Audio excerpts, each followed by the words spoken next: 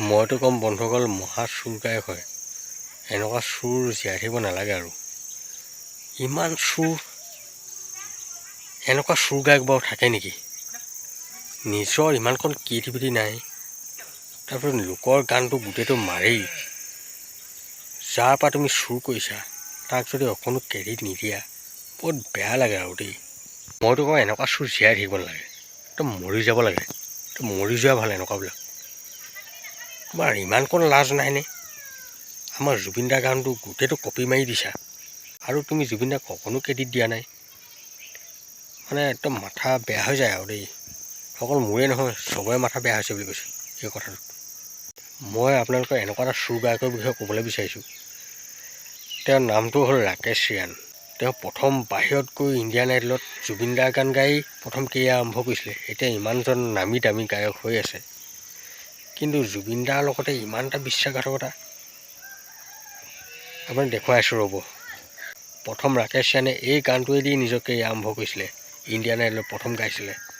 চাওক আপোনালোকে, শুনিলে বন্ধুসকল? এই গানটোৱেদি প্ৰথম ৰাকেশ ৰিয়ানে কেৰিয়াৰ আৰম্ভ কৰিছিলে, কিন্তু জুবিন দাক এতিয়া এনেকুৱা এটা বাঁহ দি দিলে। মই আপোনালোকক দেখুৱাইছোঁ।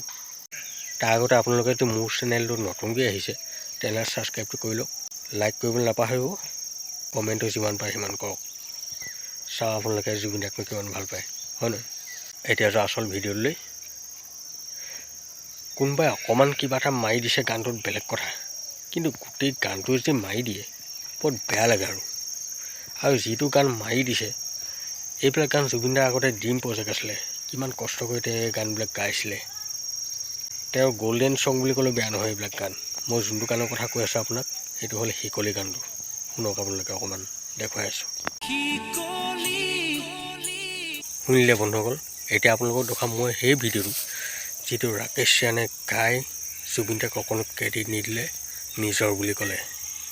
চাওক এইটো এতিয়া।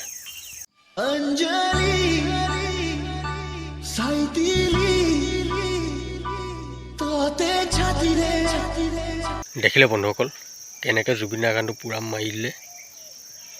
মই এটা কথা ক'ব বিচাৰিছোঁ, তুমি লাগিলে যিমানেই নামী দামী গায়ক নোহোৱা, জুবিন দাৰ গান কপি কৰিব পাৰিবা, কিন্তু জুবিন দাৰ নিচিনা গাব নোৱাৰা। তুমি কেতিয়াও জুবিন দা হ'ব নোৱাৰা। তুমি এটা মহা চুৰ গায়ক হয়। অকল ময়ে নহয়, অসমৰ সকলো জনসাধাৰণে কৈছে তুমি এজন মহা চুৰ হয়। আৰু বন্ধুসকল, ভিডিঅ'টো বেছি দীঘলীয়া নকৰোঁ। আপোনালোকে যদি জুবিন দাক ছাপোৰ্ট কৰে তেনেহ'লে মোৰ চেনেলটো ছাপোৰ্ট কৰক, লাইক কৰক, শ্বেয়াৰ কৰক আৰু কমেণ্ট কৰক। তো লগ পাম অন্য এটা ভিডিঅ'ৰ সৈতে। আজিলৈ বাই, জয় অসম।